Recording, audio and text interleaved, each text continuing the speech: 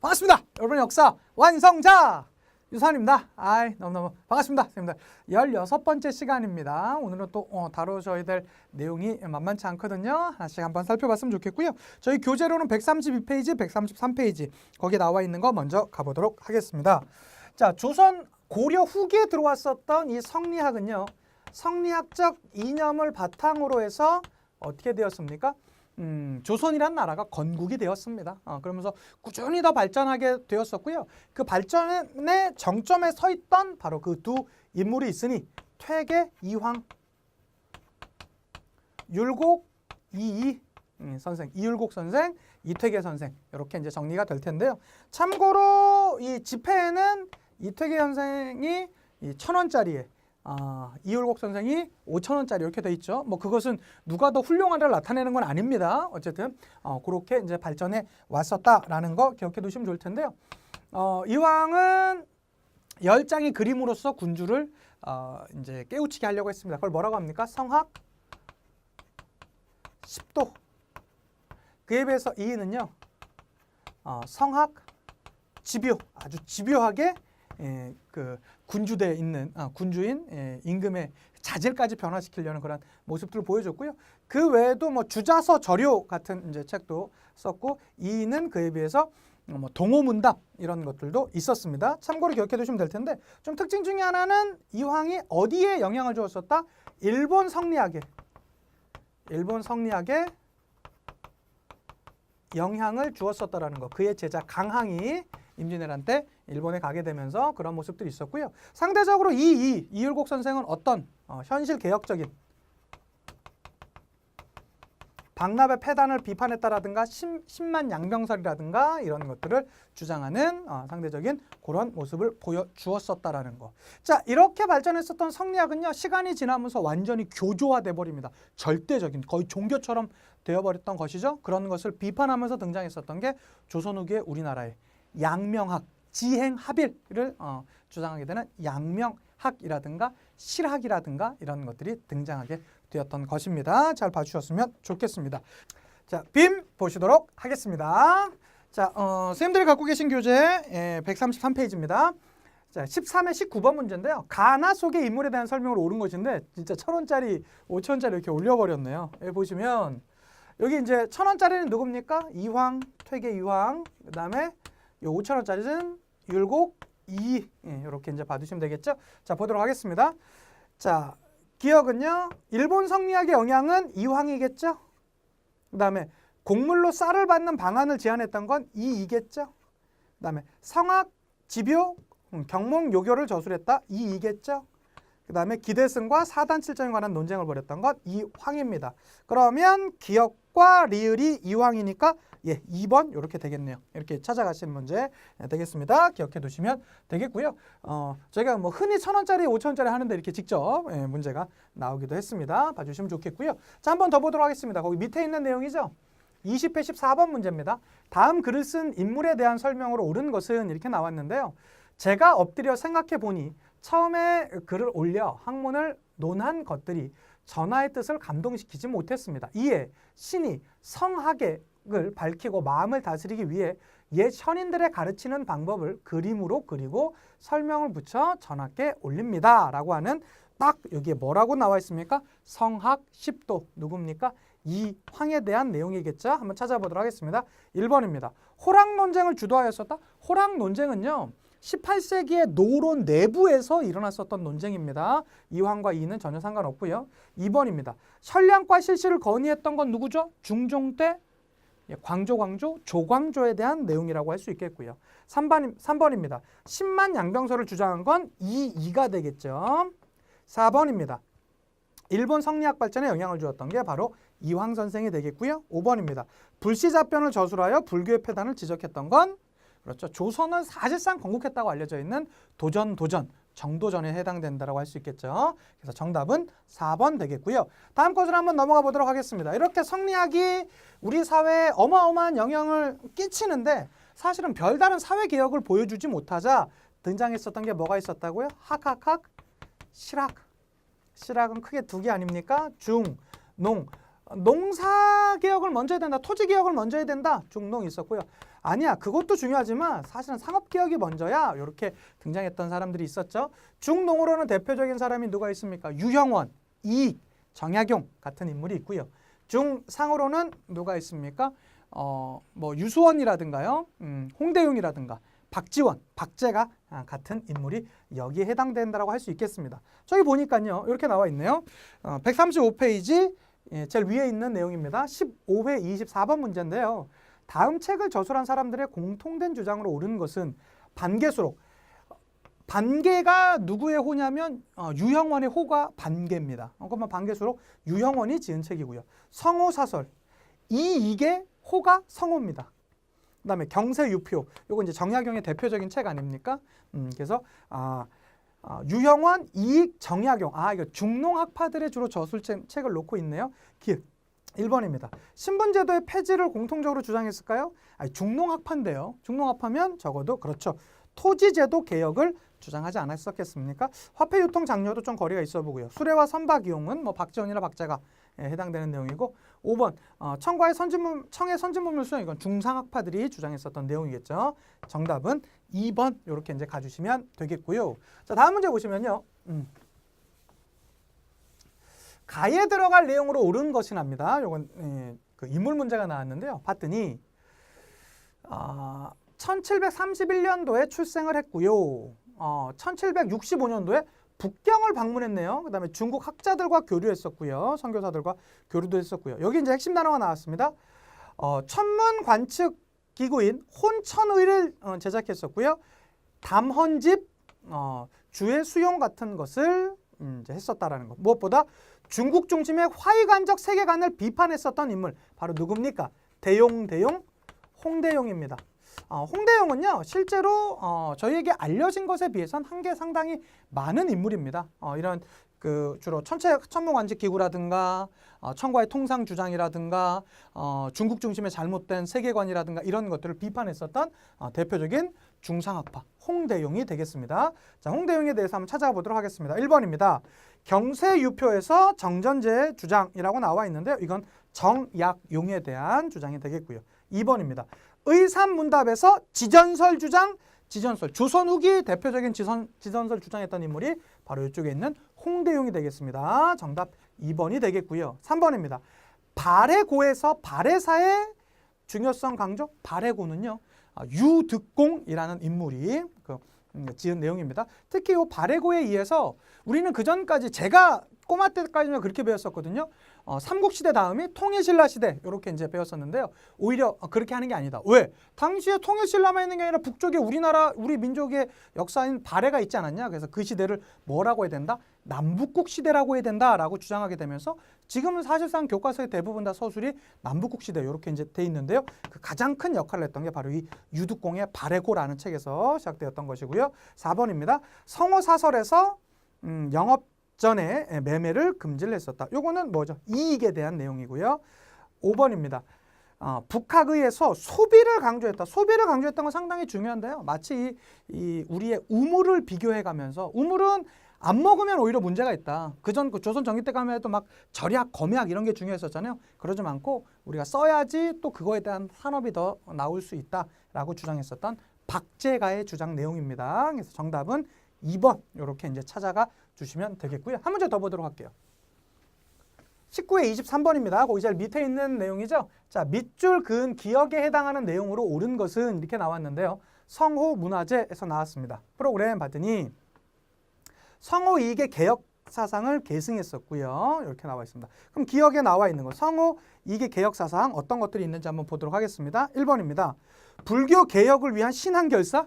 신앙결사는 뭐 고려시대 때 뭐 진울이라든가 그런 인물들이 이제 했었던 것이고요. 여기 있는 이 조선 후기 실학자들과 신앙결사, 불교 개혁과는 직접적인 관련이 없습니다. 2번입니다. 화폐 유통을 통한 상업 발전. 이건 주로 중상학파들이 주로 이제 많이 주장했던 것이겠죠. 이익은 중농학파 아닙니까? 3번입니다. 소비 촉진을 통한 생산력 증대. 소비 촉진은 중상학파 중에서도 누구요? 우물을 비교해서 경제를 비교했었던 박재가에 대한 설명 내용이고요. 4번은요.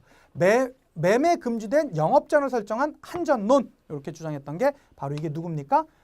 그러니까 성호 이익에 대한 개혁 내용이라고 할 수 있겠고요. 5번입니다. 공동소주 경제학의 공동노장을 농장제도인 여전론. 여전론을 주장한 인물은 정약용입니다. 정약용. 그래서 이 토지를 개혁할 때요. 그 유형원은요. 균전론을 주장합니다. 균전론이라는 게 뭐냐면 신분에 따른 차등적으로 같은 신분에서는 같은 땅을 나눠주자라는 게 균전론이었었고요. 그에 비해서 이익은 한전론. 땅을 나눠주면 뭐해? 당장은 돈이 없으니까 다 팔아버리는데, 그러니까 도저히 팔 수 없는 땅을 주자라는 게 이 한전론이었었고요. 그다음에 그 정약용 같은 경우는 공동으로 노동하고 공동으로 분배해서 그렇게 이제 사용하자라는 여전론. 여전론 이후에는 정전론도 주장했던 게 정약용입니다. 하나 더 기억해 두시면 좋겠습니다. 자, 다음 주제로 한번 가볼게요. 그 이제 조선 후기에 가면서 여러 가지 이제 뭐 국학 연구라든가 과학 기술의 발달 이런 것들이 나타났습니다. 대표적으로 그림이라든가 특히 수험 화성을 건축하면서 정약용에 의해서 뭐 건축 뭐 거중기라든가 이런 것들이 많이 이제 발전해 갔었거든요. 가장 대표적으로 지도 먼저 한번 보도록 할게요. 자, 여기 보시면 이게 뭡니까? 우리나라 뭐 이제 그 조선 후기 최고의 지도로 알려져 있는 어떤 지도입니까? 대동여 지도가 되겠습니다. 대동여 지도는 이렇게 보면 되게 쪼만해 보이는데 어마어마하게 큰 겁니다. 웬만한 뭐 교실 크기만한 엄청나게 이제 큰 지도가 되어 있었고요. 이렇게 나누어져서 있는 그런 이제 지도가 되었고요. 또 하나 목판본입니다. 찍어낼 수 있고, 그다음에 심리마다 눈금을 표시하는 축척의 개념이 들어가 있는 것으로 많이 알려져 있습니다. 조선 후기에 이런 게 이제 나왔다라는 건 참 정말로 대단한 것이겠죠. 하나씩 한번 보도록 할게요. 선생님들 137페이지 그 위에 문제가 되겠습니다. 자, 대동여 지도에 있는 것들 옳은 거 한번 찾아보도록 하겠습니다. 기억입니다. 자, 전체가 22첩에 목판본으로 되어 있다. 그렇죠. 분첩식으로 되어 있고 목판본 형태로 되어 있는 게 대동여 지도고요. 니은입니다. 최초로 백리척을 사용하였던 건 이건 정상기의 동국지도에 대한 내용입니다. 옆에 그 사이드에 잘 나와 있거든요. 그 내용 설명에 한번 찾아보시고요. 디귿입니다. 산맥, 하천, 도로망 등에 정밀하게 표시되어 있던 게 바로 이 대동여 지도라고 할 수 있겠고요. 리을입니다. 각 지방에 산천, 인물, 풍속 등을 자세히 나타나 있다라는 것. 이걸 보면서 그 지역의 뭐 인물이라든가 풍속 이런 건 알 수가 없겠죠. 이건 지리지. 대표적인 그 조선 후기 지리지는 이중안의 택리지 같은데 이런 내용이 이제 들어가 있다라고 할 수 있겠죠. 그래서 정답은 기억과 디귿 몇 번입니까? 2번 이렇게 이제 찾아가시면 되는데요. 아마 요거 보시면 좀 더 이해가 되실 거예요. 여기 보시면 23회 25번 문제입니다. 다음 자료에 해당하는 책으로 옳은 것은 이렇게 나왔습니다. 이 책은 실학자 이중환이 저술한 인문지리지로 팔도총론, 복고총론, 삼인총론, 총론 등으로 구성되었었다. 특히 복고총론에서는 18세기 사대부들이 가지고 있었던 주거지의 선호 기준을 자세히 설명하고 있는데요. 사람이 살만한 곳의 입지 조건으로는 지리, 생리, 인심, 산수. 여기서 인심은 뭔지 아세요? 사람들의 마음. 그러니까 이런 거 말하잖아요. 딱 지나가는데 뭐 여기 자고 하루 정도 뭐 자고 가세요라고 뭐 이렇게 얘기를 하잖아요. 그런 인심, 이런 인심까지 나와 있는 바로 그 책 뭡니까? 이중환의 리지리지, 택리지 이렇게 찾아가면 되는 건데요. 북학의 누구의 책입니까? 우물론 주장했었던 맞습니다. 박제가 북학의가 되겠고요. 임원 경제지는요 이제 서유구라는 사람이 이제 썼던 그런 이제 인문지리지이고요. 아방강력권은요 그 책을 한두 권 쓰기도 힘들잖아요. 뭐 저도 뭐 책 쓰지만 참 힘들거든요. 한 권 쓸 때마다. 정약용은 500권을 썼다는 거 아닙니까? 뭐 여러 가지의 책을 썼는데 그 중에서도 또 역사 지리지인 이 아방강력고도 역시 정약용의 책입니다. 기억해 두시고요. 성호사설 저희가 아까 문제에서도 많이 살펴봤었죠. 이게 내용이라는 거 봐주시면 좋겠습니다. 이렇게 이제 간단히 정리될 거고요. 136페이지에 밑에 나와 있는 것 중에 그 하나 더 만약에 시험 문제에 잘 나오는 것 중에 이제 문제로는 저희가 안 풀어봤던 게 뭐가 있냐면 조선 후기 기술이 많이 발달했습니다. 그래서 수원화성 건축할 때 그것에 대해서 거중기 이런 것들 많이 했었고요. 특히 그 발전에 정약용이 중심이 있다라는 거. 옆에 보시는 거 배달이라고 그래가지고요. 왕이 행차할 때 예전에는 배 타고 이렇게 한강을 건넜었는데 이젠 그렇게 안 하고 배들을 쭉 이어붙인 다음에 그 위에 이렇게 합판 같은 걸 놔서 배로서 다리를 만들어 갖고 이동하게 했었던 거. 이것도 역시 조선 후기 정약용의 작품이라는 거 같이 기억해 두시면 좋겠습니다. 자, 다음 페이지 보시면요. 138페이지 9페이지인데요. 여기 파트에서 이제 보시는 것 중에 하나가 바로 제일 중요한 게 이 서민 문화예요. 조선 후기에는 기본적으로 전기에 비해서 여러 상업적인 발전, 경제적인 부를 서민들이 가져가게 됐습니다. 그러면 서민들은 어떤 생각들을 할까요? 우리는 돈이 있으면 뭐 합니까? 우리가 중학교 때, 선생님들도 마찬가지지만 선생님들이나 저나 중학교 때 우리가 놀던 문화랑 지금과는 다르잖아요. 중학교 때는 부모님한테 뭐 500원, 1000원 이렇게 받아서 놀았어야 되지만 지금은 그래도 우리가 뭐 하고 싶으면 여행도 갈 수 있고 영화도 볼 수 있고 뭐 공연도 볼 수 있고 그렇게 되잖아요. 좀 더 경제적으로 인해서 좀 부유해지면 누릴 수 있는 것들이 많지 않습니까? 그렇게 되면서 많은 서민 문화가 더 발전되게 되었었다라는 것이겠죠. 자, 한번 보도록 하겠습니다. 자, 서민 문화의 발달인데요. 배경은요. 서민의 사회 경제 지위가 향상되었습니다. 한글 소설, 사설, 시조, 탈놀이, 민화 이렇게 나와 있는데요. 그 설명 어떤 것들이 맞는지 한번 보자고요. 기억입니다. 한글 소설인데요. 양반전, 허생전 등이 대표적이다라고 나오는데요. 양반전, 허생전은 대표적인 한문 소설입니다. 그러니까 이게 틀린 내용이 되겠고요. 니은입니다. 사설, 시조에서 나왔는데요. 구체적인 이야기를 창과 사설로 엮음 이렇게 나왔는데요. 그 사설 시조는요 아주 자유로운 형식에 있는 그런 이제 시조를 얘기하는 것입니다. 그렇기 때문에 이것도 역시 틀린 보기가 되겠고요. 탈놀이라고 나와 있는데요. 뭐 탈춤, 뭐 탈을 쓰고 하는 이걸 마당과 같은 걸 얘기하는 것이겠죠. 양반의 위선과 사회의 부조리를 풍자함 이렇게 나와 있는데요. 예전에 그 왕의 남자라는 그 드라마에서 그 영화에서 보면 이런 장면이 아주 잘 나와 있죠. 그 다음에 민화입니다. 민화는요 민중의 소망과 기원을 반영한, 특히 이 조선 후기 민화는요 작가가 누구인지 정확히 밝혀지지 않은 게 많지만 대부분 다 이제 좀 돈 좀 벌었다 하는 사람들의 집에는 다 이 민화가 걸려 있었대요. 그 민화의 특징 중에 하나가 기복적인 성향이 있었습니다. 뭔가 복을 비는 그런 행위들이 있었다라는 거. 그래서 디귿과 리을 정답은 5번 이렇게 이제 봐주시면 되겠고요. 또 하나 봐주셔야 되는 게 조선 후기 그림이에요. 조선 전기 그림 혹시 선생님들 기억나세요? 대표적인 그림 뭐가 있었다고 그랬죠? 15세기 그림 중에 강희안의 고사관수도, 그 다음에 안견의 목류도원도 이런 그림들이 있었거든요. 그러다가 조선 후기에 오면서 이제 우리 산천을 그리는 거를 중요하게 여깁니다. 그게 뭡니까? 진경산수화, 정선의 뭐 금강전도라든가 인왕제색도 같은 그림이 있었고요. 그 다음에 서민들의 아주 자연스러운 모습, 그런 믹살스러운 모습 이런 거 중요하게 여겼던 단원 김홍도의 그런 이제 여러 모습들, 뭐 서당이라든가 무동이라든가 이런 그림들이 있지 않습니까? 그런데요, 아니야, 그거보다는 사실은 서민들은 오히려 남녀간의 애정 이런 게 더 중요해. 그래서 남녀간의 솔직한 그런 모습을 담아내었었던 신윤복 이런 그림 등등이 조선 후기 오면서 많이 발전했었다라는 거 봐주시면 좋을 텐데 한번 보도록 하겠습니다. 24번 문제입니다. 교사의 질문에 대한 학생의 답변으로 옳은 것입니다. 교사께서 말씀하십니다. 이 그림에 대해 조사한 내용을 발표해 볼까요? 인왕제색도 나왔습니다. 인왕제색도 누구 그림입니까? 정선의 그림입니다. 자, 중국의 고사를 주제로 하였어요? 아니요. 이 인왕제색도는요, 진경산수화의 하나거든요. 진경산수화 뭡니까? 우리나라의 아름다운 산천을 그린 것입니다. 중국의 영향 아니죠. 2번입니다.